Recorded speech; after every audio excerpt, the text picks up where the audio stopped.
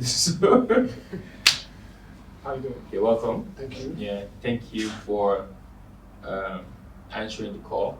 Yes, same. I know you've been. This is my Cote d'Ivoire trip. Yes, you've been present, so I want to say thank you too. Of course. Yes.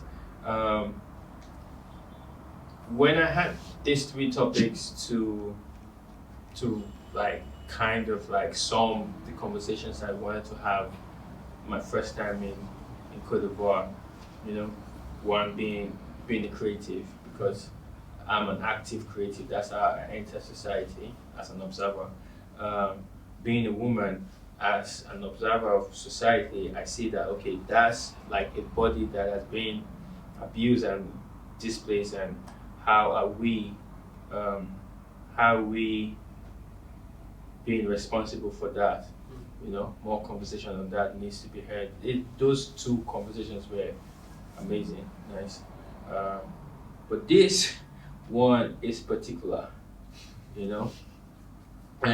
I'm using Cote d'Ivoire as just like a medium to touch on the French presence in French-speaking African countries. So let's come from that perspective. Yes. My first question would be for the two of you who live here. When you saw that question, what came to mind? Made me smile. It made me, because this is the kind of conversation that could go, it could last a whole night, it could last a week, and it could last also an hour. So I was like, I didn't know exactly which angle you were going at with that question, but Yeah. it's obviously an interesting question. Yeah. That's for sure. Yeah. I thought from the perspective of an active creative person, it was interesting that this was a topic you wanted to explore. I didn't necessarily see the connection between that and just creativity and social constructs as in the creative community in general. But I also thought it was a good thing because we tend to kind of stay in a certain type of conversations that sort of limit us, even though we don't really realize it. And so basically exploring something like this was interesting. It was really interesting to see that this is where you were going to go with this. Yeah. So I always use the word active creative because I actually think we are born creative beings. The power to imagine is the highest form of creativity. The physical manifestation of it is just an extension of the mind, and we are constantly building worlds in our mind. Very few people can manifest them physically. So I see everybody else.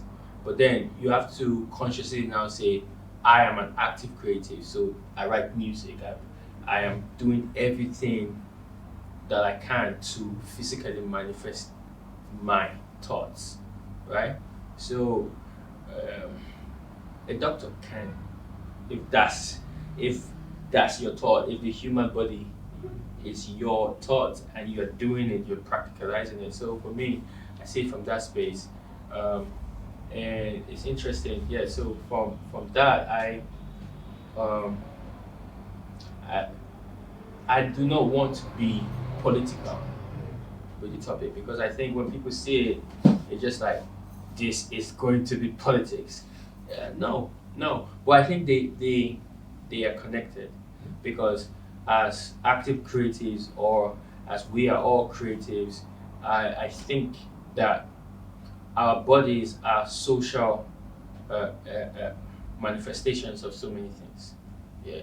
So our bodies are constantly telling the stories, you know, that we are experiencing, and you can't run away from politics.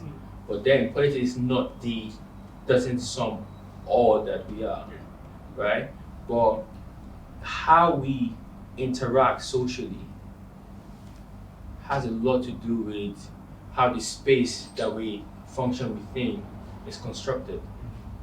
You see, right now that question, because if we come from Cote d'Ivoire or Ghana or Nigeria, and there is a dominant power that you can feel is more superior than what you say you are, then there is a question there, right? And so anything, I'm curious to just the experience, because for me, when I speak with a parent coming from post-independence or wherever, and they talk about the pounds and this, it's always interesting, right? And I always see their thoughts, how different it is, and I connect all these things. And when I hear the story and they tell me about how pounds were stopped in Nigeria and they moved to Naira, you know, I'm like, interesting, right? Then I also see how the Naira was as powerful as the pounds, and then the sudden declined and it declined, and it has lost its international power. But when it was the pounds of Nigeria, it was cool with the British pounds, right? When it changed for a moment, the Naira was very cool, when that relationship was nice. But when Nigeria shut that direct relationship, the Naira just went down, right? So that makes me very, so when I cross into Benin Republic and I see Sefa, and I cross into Togo and I see Sefa, and I'm like, okay, why am I as a Nigerian socially closer to Ghanaians? There's 2 countries between Nigeria and Ghana. Well, they say, oh, it's because of language, but obviously, yes, language makes things easy. But it's not because of language, it's because of France and England. So I really am curious. This is just from my observation, right? So for someone living within the space, how do you feel? How do you confront that daily reality of the position of France in this space? You want to start? No, I think you should go first. So let me just rephrase your question. How do I see the presence of France in general in society? Good or bad, doesn't matter. No. Well, first of all, the presence is obvious. I guess that's the first thing. I think when coming to Cote d'Ivoire as a maybe like on a first time basis or whatever, you see right away that, oh, okay, this could be France. Like it's like no, I mean, I'm very, to be specific, I'm talking about brands. You have a lot of French brands that I hear, whether it's in your day-to-day life when you go to the supermarket. You have not only French products, but you also have the French stores that you find in France that are here in Cote d'Ivoire. Banks. You also have French banks that are here where you can put your money. Controlling banks. Yeah, like the headquarters, like they have like branches, Ivorian branches of French banks. Are they stronger than the Ivorian banks? Stronger is I don't know exactly if stronger is the right word, but it's just that they are. They're more trusted. Yeah, more trusted and more recognizable and more So they have more power. Yeah, to an extent, yeah. And so you can basically live your life here as though you were in France. It's just a little warmer, I guess, in terms of temperature. And but no, seriously. So that's the first thing. And that I think is as you continue living here, you can. I mean, of course, you decide how you want to live your life, and you don't have to. It's not like you don't have any other options, and you have to go to the French store, this kind of thing. No, you have other options as well. But yes, those options are there, and they tend to be prominent, and they tend to be the main ones or the most trusted ones sometimes. So that already makes you ask yourself a lot of questions. And also the fact that when you talk with regular Ivorians, there is an orientation towards France that is extremely strong. I think even the regular person that has never been to France knows a lot about France, and France will be the country that they know the most about. Sometimes even more than what they know about their own country, or very similar, or so that's something that is very interesting. And of course, there's the history behind that. So it's not like out of the blue, but still, there's a lot of countries, because you said to not limit our conversation to just Ivory Coast in general, but it's more like Francophone Africa in general. And I think having had the opportunity to go to other French-speaking countries in Africa, whether it's Cameroon, Senegal, Benin, or other places, there is a special relationship. There's a special way in Côte d'Ivoire of interacting with friends, which is very, very close, basically, very, very close. And France is pretty much seen as the kind of like the model to be followed, the template. That's what you have to measure yourself up to. So yeah, that's, I mean, from my observation at least, that's what I've seen, what I've noticed, and it's been there for a while. And even if with globalization and the world being smaller and everything, it still stays and still remains very strong. Yeah. Even today in 2019. I have a question for you, and also like I want to probe something further. Okay. But well, as for me, I'm going to try to stay away from the politics, the political side. Social constructs are strangely very close to those in France and very different as well. I was very surprised to notice this tendency that people have in Ivory Coast, for example, relationship-wise. There isn't necessarily this expectation of marriage, which I think is very Western, and I think it's not just generally Western. I think it's specifically French, as far as Côte d'Ivoire is concerned. And then the consumer culture, I guess. There's a lot of that going on. It's, French-like. Very, very. There's this sort of orientation towards organic and being pure and better for the health and all that. But then again, there's also the whole,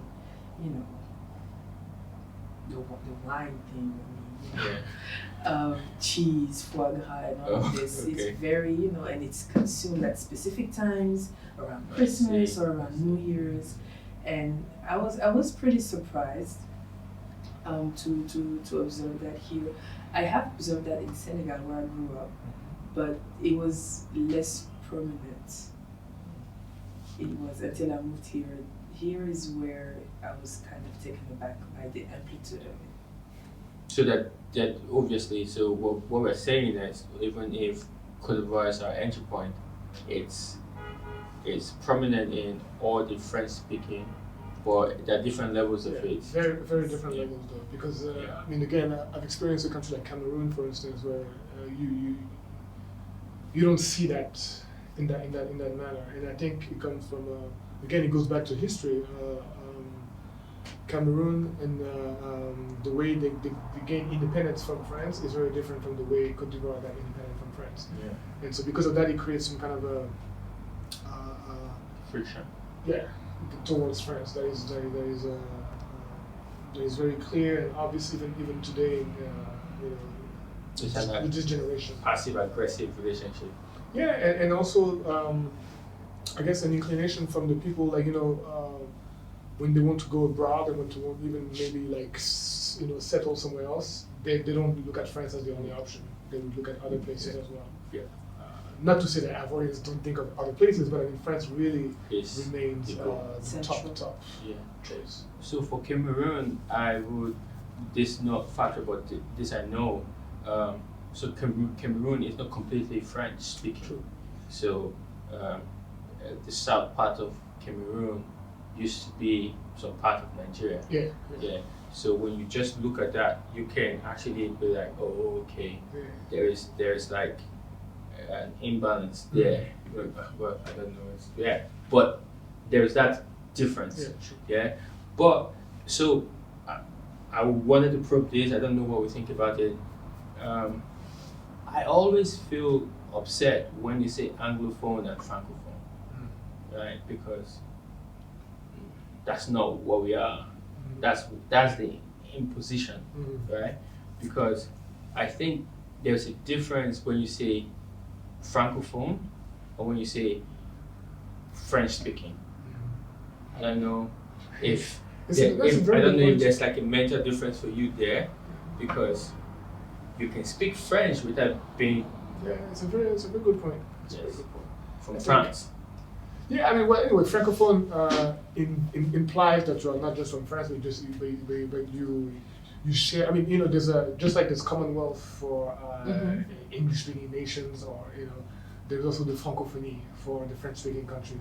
And no, this it goes beyond language, right? Like every year there's a summit of francophonie. There's not just the head of state that get together, but there's also like there's a lot of things going on. But the average Ghanaian would not say I'm Commonwealth. No, of course, but. We're educated differently about those things. Yeah, so because at the end of the day, so that becomes the business. Yes, but both I think both stem from the same thing. It's it's that thing of like, okay, colonization is no longer acceptable, blah blah blah. Let's stop that. But how do we deal with you guys now? I mean, like, you know, like what's the new relationship that you can establish with former colonies? And I think the UK and France have had different ways of doing it. But at the end of the day, it's the same thing as well. But it's not the same. But it's not the same if the intensity is different.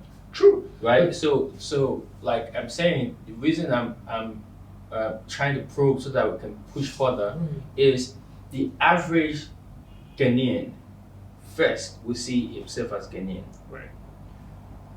Would not go into seeing themselves as I'm an English woman or I'm an Englishman.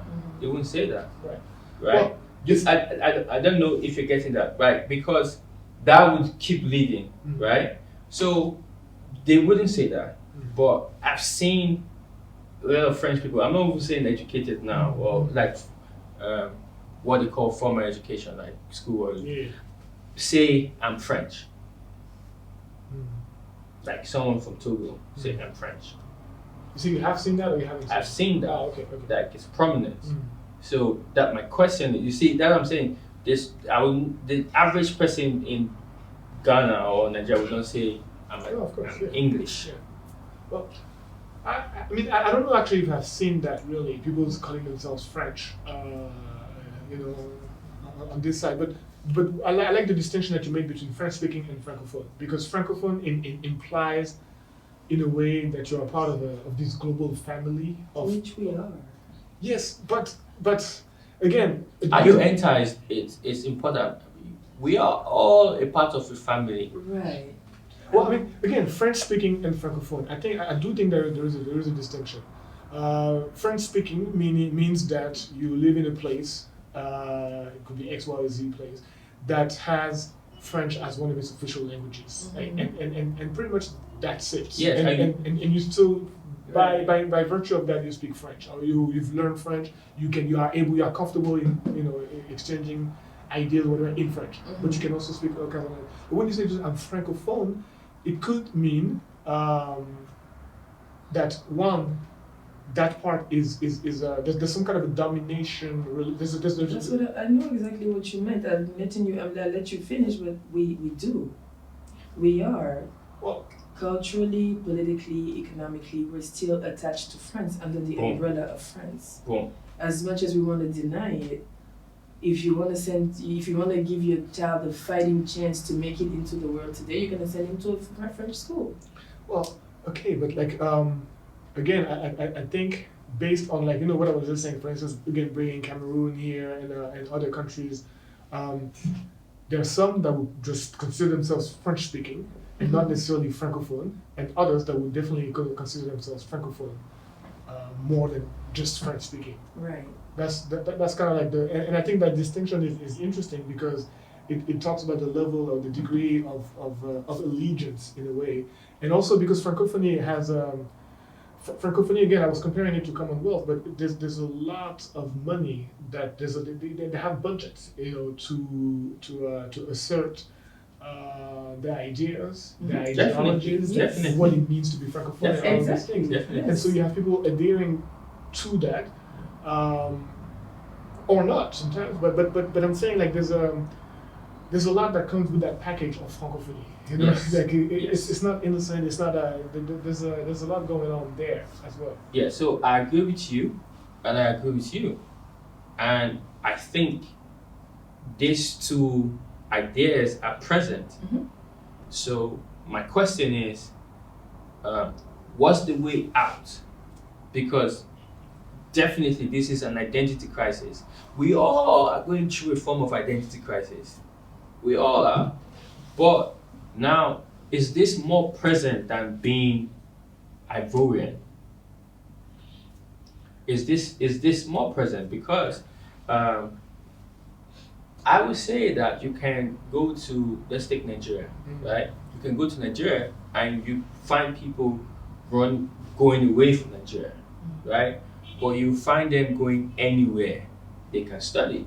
If it's Ukraine, they're going. Yeah. If it's Canada, they're going. If it's America, they're going. If it's the UK, they're going. They're not going particularly because this adds to my identity. Because what you go for is also very important. So I think the people going to France, yes, they might be going for education, but they might also be going to authenticate the French in them. It's like that gives them that final seal, like, yes, now I'm French. Right. You know? Yeah, for some, definitely, because there is that thing that is ingrained in a lot of families that, again, France was the former métropole, as you say in French. Like it was the former. That's where it ends. That's the That's goal. where it begins in a way. and ends. Yeah. So for some families, they're definitely roped in that way, right? And I think it's quite interesting, the implication of that and the weight and everything. But I remember like it was in a school in France. Actually, I was having a session and we were talking about this differences between Francophones. I think the focus was the differences between Francophones and Anglophones in Africa. And one of the students said, I'm tired of always talking about Francophones, Anglophones, or Lusophones. Like, when are we talking about Africophones? Basically, even if we don't share the same language, we are Africans. And when exactly are we going to put this African culture, or at least this cultural similarities that we have above everything else? When are we going to start or to stop being divided by these languages that we speak? And I thought that was an interesting point, because we do always have this distinction, and beyond the distinction, we also don't even talk to each other. We don't communicate between Anglophones and Francophones. It's like there's a real concrete barrier that is there, and that's why going from Nigeria to Ghana, yes, we will feel much more comfortable than going from Nigeria to Lomé, and that's something that I think we need to work on. I think it's even our generation really needs to know Africa, because I always say something too, which is Africans are probably the people who know the least the African continent, because a lot of time when Africans grow up, I mean, they know their city. They would, you would know Abidjan. You probably know also the village of where your family is from. You will go every now and then to your village, and then at a certain age, you will go to the West. You will complete your studies there, and when you go to Africa, you go home. You go to your home city, your hometown. So you don't know Africa because you don't know the next country. Right. This person that you just described is like the smallest percentage of Africa. Yes and no. I understand what I mean, the trajectory you moved with, like go to the West, study, become, it's the smallest percentage, right? So what about the percentage of people who don't go? Well, the people who don't go still don't necessarily have an understanding of the continent because or a will to understand. Yeah, because Is it the will? Because I think we're getting closer to something. Because I think that if you have been abused and manipulated and controlled and told to never go beyond a mental point, now that fear sits in you. So why would because I want to bring it back to, I know there's this big problem between the French speaking and English speaking, in communication and everything, but I want to bring it back to our life that we live in an African state that is dominated by the presence of France, right? Direct. Like, why are we comfortable using the CFA, for instance? Why can't we just say, oh, okay, it's time to drop this? So it's the fear of what might come. I don't even think it's thought of that far. I think we're not even taught to question it. We're not even taught to question it. We're here and this is the currency we use, and when you cross over to Ghana, it's cedi, and that's it. We don't really try to I've seldom met people who are ready to who have even thought about it. They don't give it a second thought. It's just, that's the currency we use here, and then that's it. So obviously then it means that we need to start thinking more about, because it sits in us, it's our identity, it's who we are, and it's not our own completely, because we do control part of it. If you live here or you're born here, no matter how foreign it is, like, it's yours, right? But even in that identity, are you in control of it? Right? Because you can be born here and you speak French and you have no allegiance to France. You are now controlling it, right? You are now creating things from your perspective. So it's like, so now that we have this thing, like, what are the conscious efforts? Because we're not talking about government, because if we go there, we'll just go into the rabbit hole and we'll just stay there, right? What are conscious things? Like, if you have a child living in Cote d'Ivoire today, what are you doing consciously, to change this perspective, or to have them function in a most, I can't be looking for the word, I wanted to use superior, but yeah, what is that? Like, to function beyond what has been said is the way, Like, if you have a younger sibling, like, how are you moving so that they know that, oh, okay, France is like, what? If I go to France and drink wine, okay, that's cool. But if I go to France, that should not affect me mentally to feel like, yes, I am now the creme de la creme, Like, like, all those things. Like, if you get the visa to go, because I'm not saying nobody should go to France, but if you get the visa, like, you shouldn't feel like the world started and just ended almost at the same time. That the value we put, like, what are we doing to reduce the value of the presence of France? Because, like, we give it that power. Yes. Power is always given anyway. Like, you like, a lot of times we don't understand the power that we have. Like, I think that's for a lot of areas. But to answer your question, I have children. They live here, and the way I do, I think the one thing that we can do is to give exposure to people, so that they are not trapped into one vision, into one ideology, into one thought, into one anything. Like, the single-mindedness is the enemy here. Yeah. And so exposure is the way, and I want them to see different things, experience different things, teach them different things, so that they can, digest all of that and then create their own reality, their own mix, their own goals and all of that. I mean, that's really like that's the way I see that, because I think that's what is lacking for a lot of the other people who feel like you said, it's the beginning and the end. You know. So can you tell me one or two things like something that we can know? So for like a parent who is going through the same, like one or two things that you've done that you know would definitely put them in a different trajectory. Okay.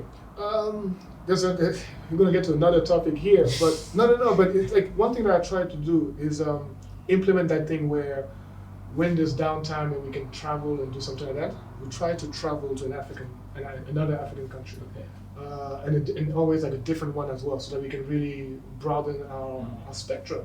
Because like I said before, I really, really, really, really, really strongly believe that, and I've been fortunate to have a different experience, but I've seen so many people who do not know they are Africans, and they believe they know Africa, but they don't. They understand, they know one place, one specific location, one specific culture. They don't know anything else outside of that, and they call it Africa, which I have a problem with as well.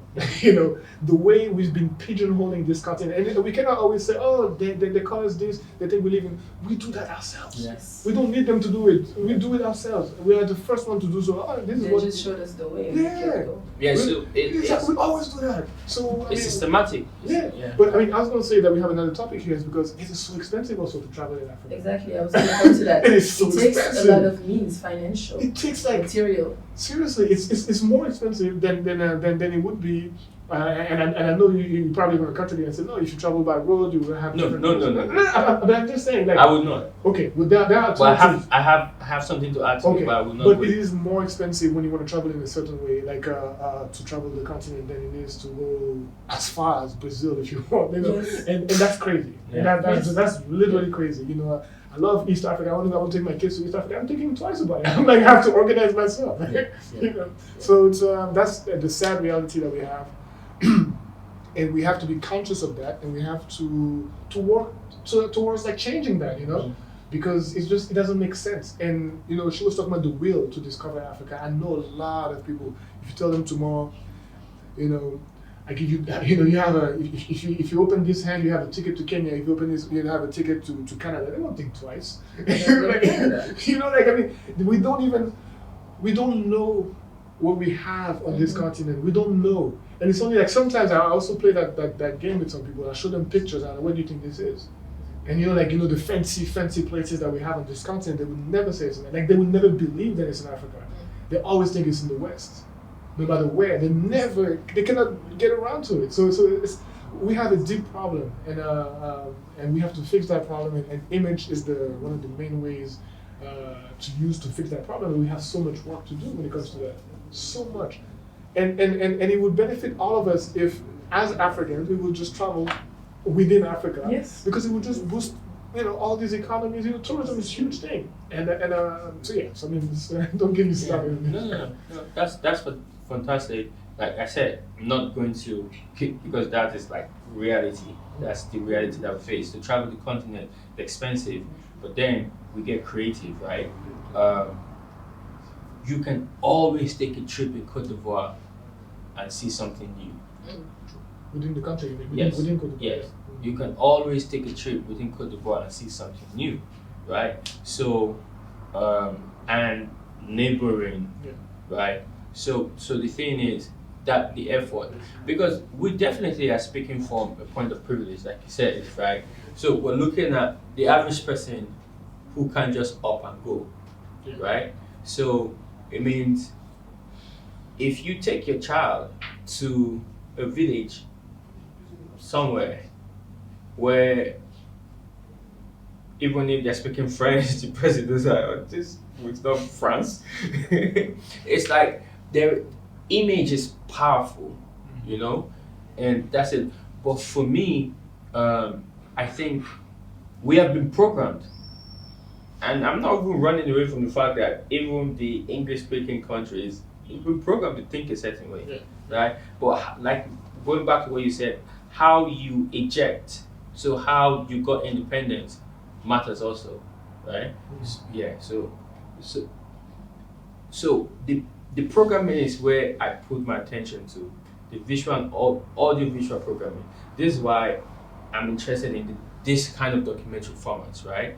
Because our movies, you know, the movies that we watched, the programming continues, you know, the idea that the white body is superior, you know, it continues. Like, what cartoons are you like showing to your kids, you know?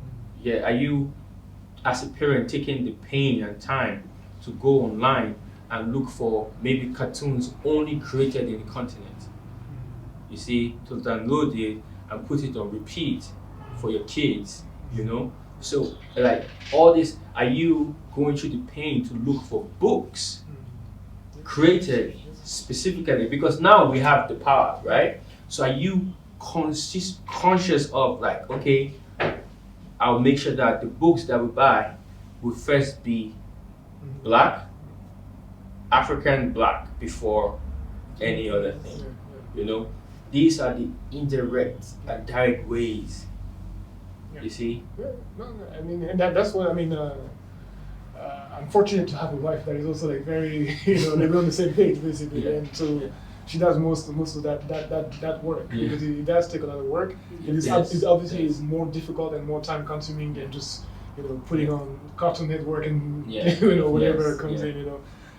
But it is dangerous otherwise, and it's damaging, and because we know that it's damaging, we try to make sure, you know, to undo that system. But I mean, it's obviously like it's a huge task.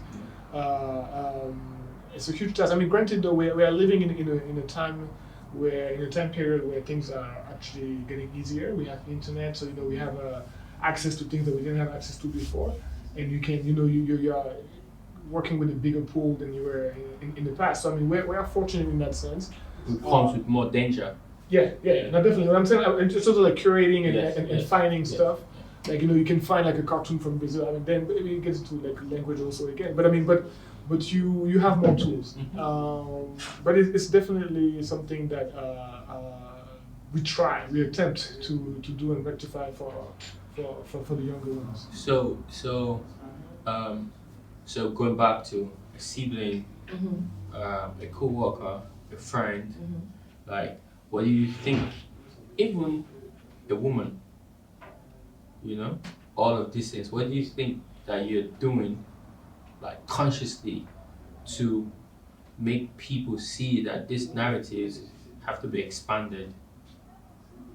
It's interesting what you just said about, you know, finding and curating basically media outlets, books, cartoons, music, this kind of stuff, because that's the only means I think I have to actually bring this sort of new perspective on the continent. There's this thing that we do with, you know, the younger kids in the family every once in a while. I think it's once every 8 weeks or so. On a Sunday, one of the parents will host it, and the parent that's hosting has to prepare sort of an expose about a prominent African figure.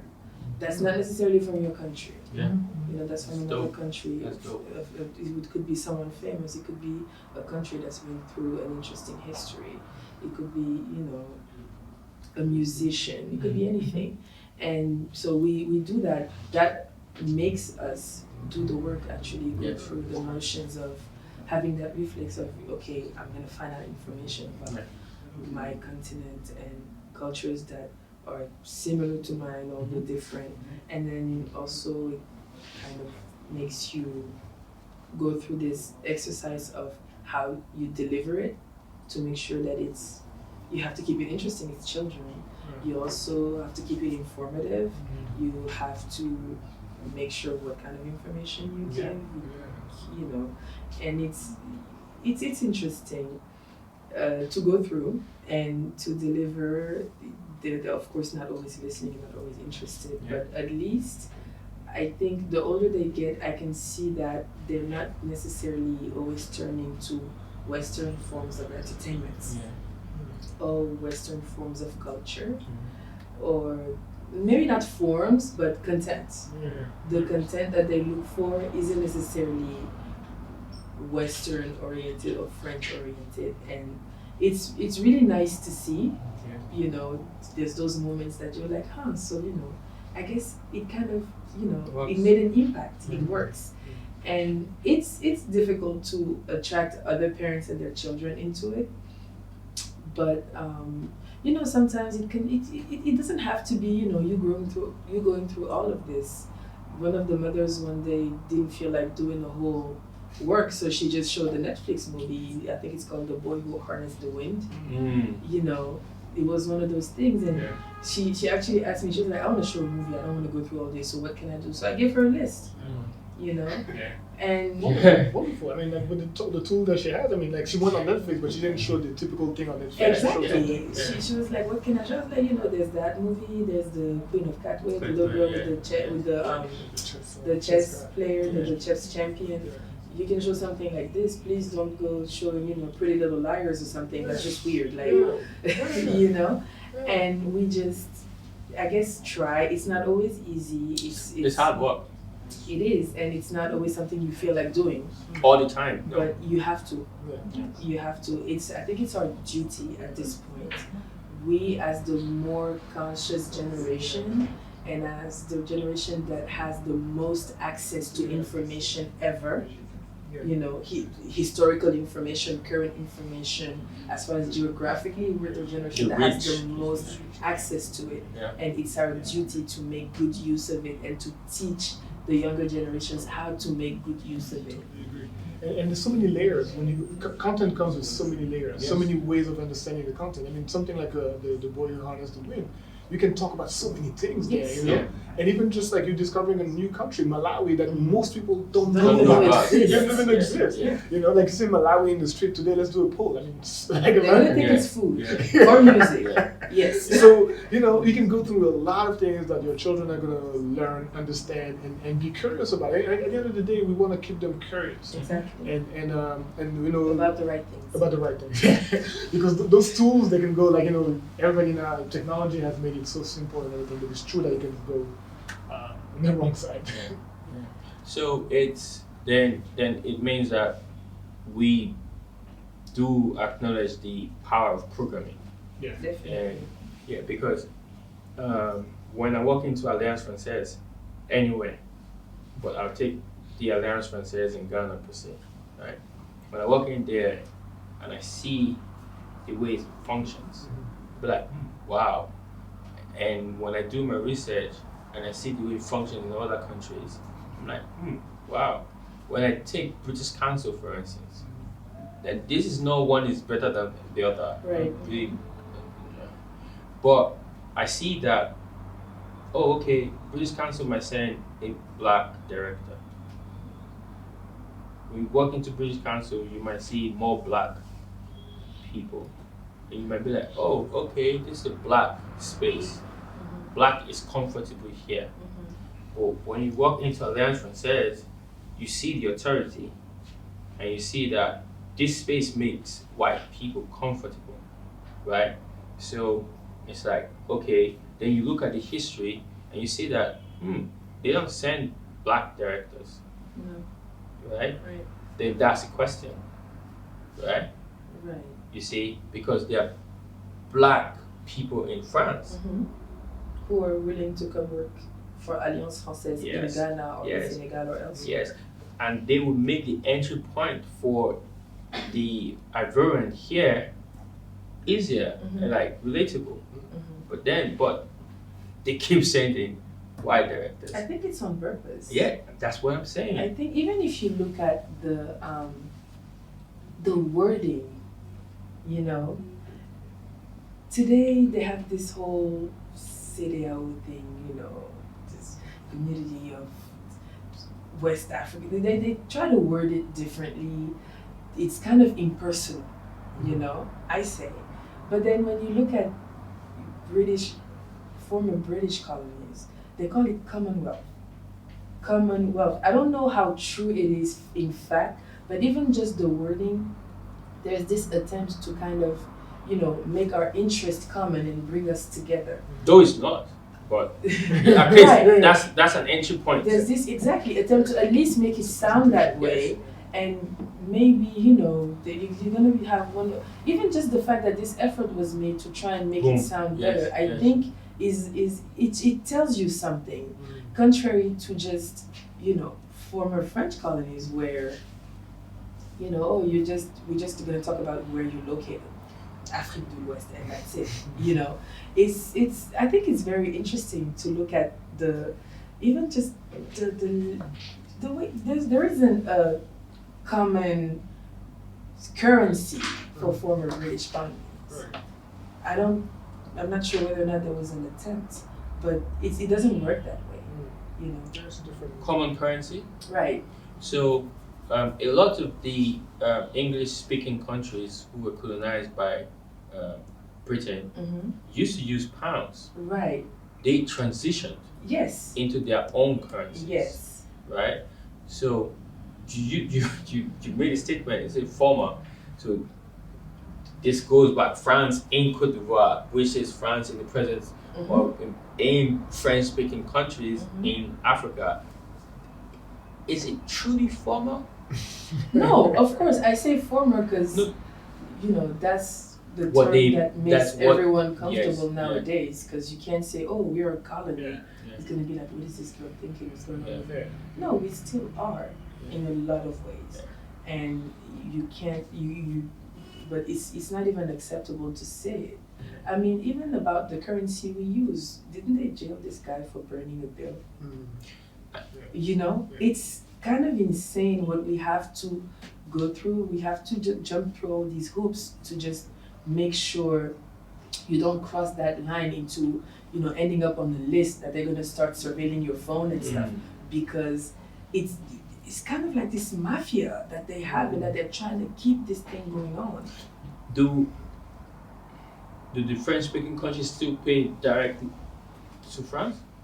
Do they pay? No, I mean, they still make some direct payments. Well, that's the thing. I'm really not a finance expert or whatever, so I don't know all the details of the workings of the French CFA, right? But one thing that I know is that there's a central bank for Central Africa, the central bank for West Africa, and those have offices in France. Yes. I mean, they also have offices on the continent, but they have offices in France. The factory that makes the money is also in France. And on top of that, to be able to maintain or whatever the value of the money, there's a certain amount of that money that needs to sit in France. Like it's a and give it value. Giving value that is there. Yeah. So the real issue that I have with that, and I mean, because I think the France CFA discussion is on many levels. There's a symbolic level, there's the economic level, there's the cultural. There's a lot of different levels. But for me, the one that I want to be a bit pragmatic about this thing. Go for it. And I don't understand, because I mean, from what I've read and everything, the money that is sitting in France to guarantee the value of the thing could obviously be used in a much more efficient way to contribute to the development of this country. So for me, I don't understand. I cannot comprehend why we will allow this thing to continue. To guarantee some kind of what value are we talking about? Because it serves whoever is running the country. But we just have so many priorities. We have so many things to do with that money. You think they're interested in that? Come on. But this is it. This is it. It means that we are a country limited by guarantee. Yeah, I mean, I guess. You see, we are a country limited by guarantee, and France is the guarantor, right? So I think we can just be looking into like rounding up. But I'm saying now we can't change France as a guarantor in the space of Abidjan, but you can change it within your own immediate space. You see what I'm saying? Yes. You can but change even it. then, you're still limited. You can limit. You can't go beyond culture and information and that kind. You can't limit France as your guarantor financially. What are you gonna use? Are you gonna exchange a mirror for food? No. You have to keep you're limited. Even then, you're limited. That's why it's called limited by guarantor, by guarantee. But if your sister, for instance, or your friend or someone knows through you that, this is what I have to do. I don't believe in this. I had to cross into Cote d'Ivoire. The process is I don't believe in them. So I hold them there with me. When I'm going through them, I'm going through them with discomfort, disbelief, and I come into Cote d'Ivoire, and I'm happy that I'm in Cote d'Ivoire. I know that is not my Cote d'Ivoire experience. That experience, though I'm experiencing it entering into Cote d'Ivoire, and though this is a part of it, I know that this is the experience, and they want me to feel this way. They want me to feel separated from my family here. They want me to feel separated from you. They want me to feel distant from you, right? So I can take that and I can allow that affect me mentally, but I'm not, because I know the gimmicks, So we need to break this gimmick, Like France is not it. It's not. You can go to, if it's French speaking, they speak French in Canada if you want to travel, because I'm okay, open the pool, because we don't want to go into this idea of, do not travel out of the continent.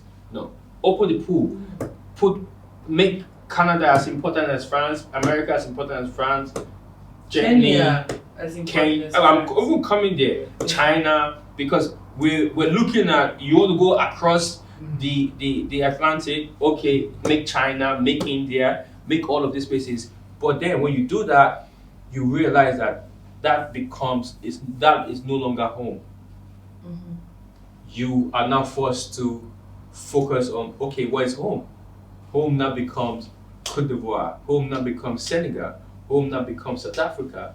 Home now becomes, and that's when you asked me, I was telling you, yes, I'm originally Nigerian, but I think I want to embrace this idea of being African. So I want to travel to as much and have conversation with as much Africans. Then I can say yes. I've touched. Yeah. Totally understand that, and I mean, and it's something that more people should do. More people should do it, and I mean, there are many ways that we can do this, but like from a young age at school, there's another thing. Like if you look at the way the European Union was created, it's through knowing each other. It's through traveling within this European continent, and we need to do the same. In this part of the world, it's that simple. If you want to learn, you need to go to your neighbor's house to see how he's living, and then you'll be enriched. When you come back, you have more of a. You need. I feel like we are very bad at selling what it is to be an African. We are very bad at selling this. No, seriously. Serge, mentally, we do not believe. We are good at selling what we believe.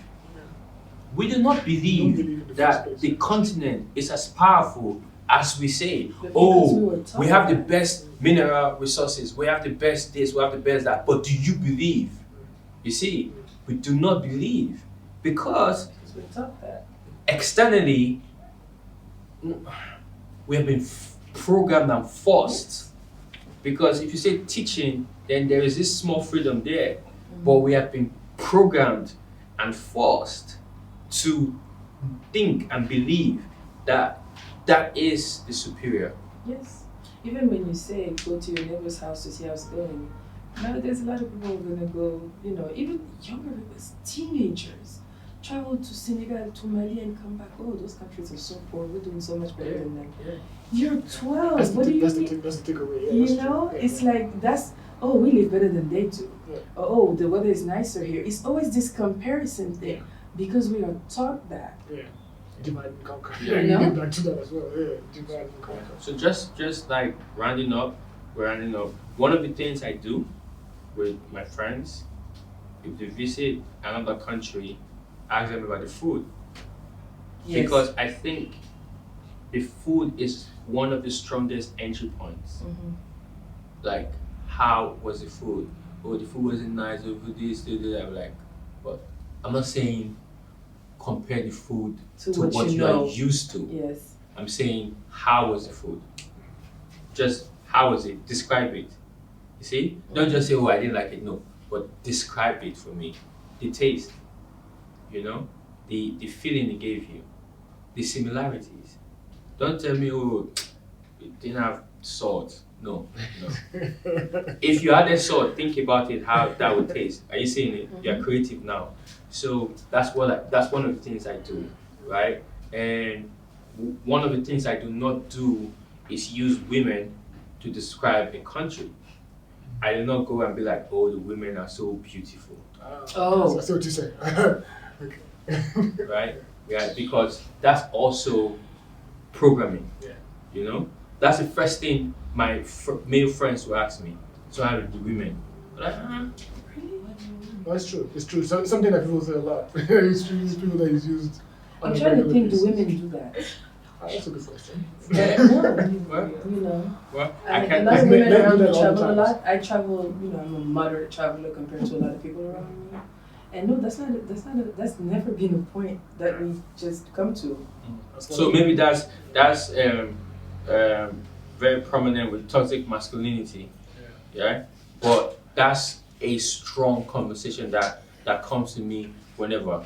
And I do not I won't attack the man and be like, don't ask me. I'll just be like, you're not different from what you have in Nigeria.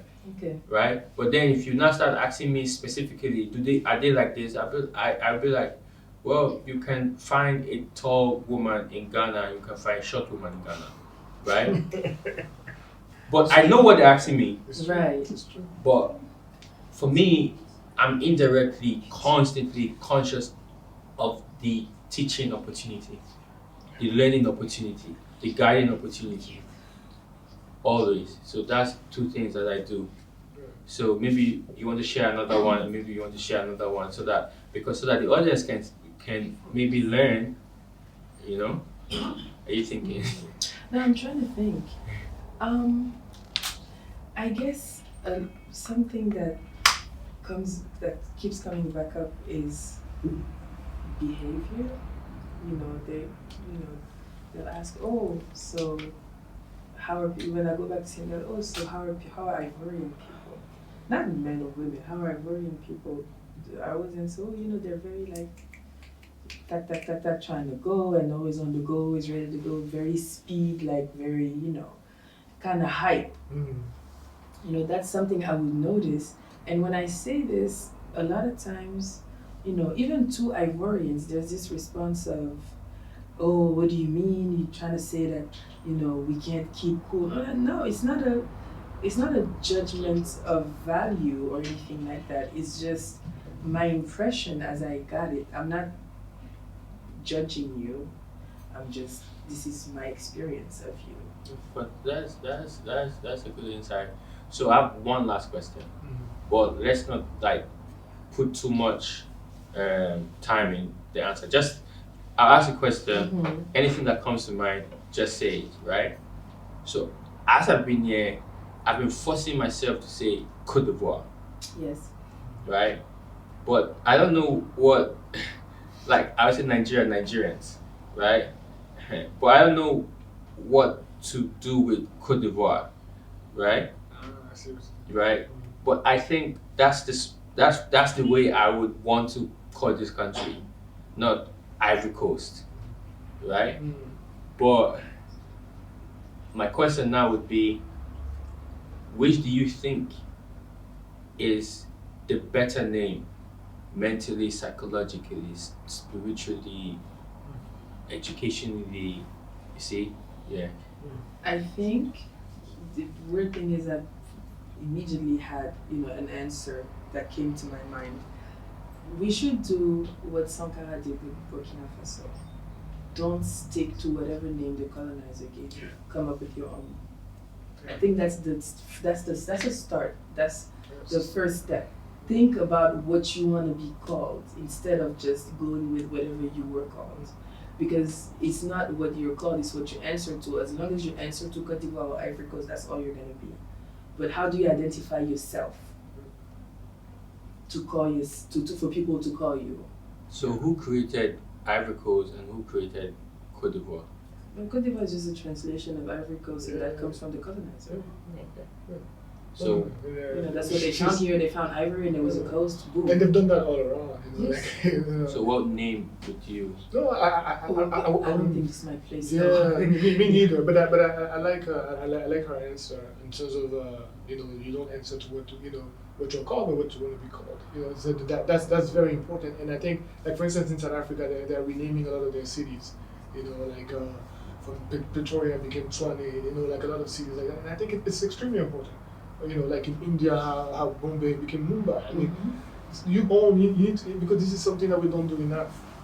We have countries, we have cities, we have territories, but actually, the real problem that we have on this continent is that we are still going by the structures. A lot of times, not always, but a lot of times we're going by the structures that were left by the colonizers when they left the country. And so that's why wherever you go on the West Coast, you will have it's a lot of us in the South, close to the close to the sea, but then we don't occupy evenly the rest of our territory. We don't even control it sometimes because there's some parts of our countries where nobody goes, and we need to own our space. We need to. It's our spaces. It's our countries, and it feels like a lot of times we don't realize that. And so that's a big issue, and I think we need to appropriate our reality, our history, who we are. That's really it's the basics, but we haven't done it yet. We really haven't done it, and it goes back to languages. We're speaking English right now, we're speaking French, but what are other languages that we speak, and how much importance are we giving to those, and what are the kids learning? Are they ashamed of speaking their language, or are they proud? These things we need to. It's for us to do. It's not for anybody else to come and tell us and we've allowed that too many times, and that's why for me also media is extremely important because you can control the image of yourself that you project. You can control how you want to be seen, how you want to be called. Your own narrative. Yeah, your own narrative. So it's powerful. Control and own your own. But if you don't, somebody's going to do it for exactly. you. If you don't, somebody else will do it. Yeah. And they're never going to do it in your best interest. Why? Exactly. What do they have to gain from that? So, yeah. Okay, so the video is finished. Let me put that, but the audio continues.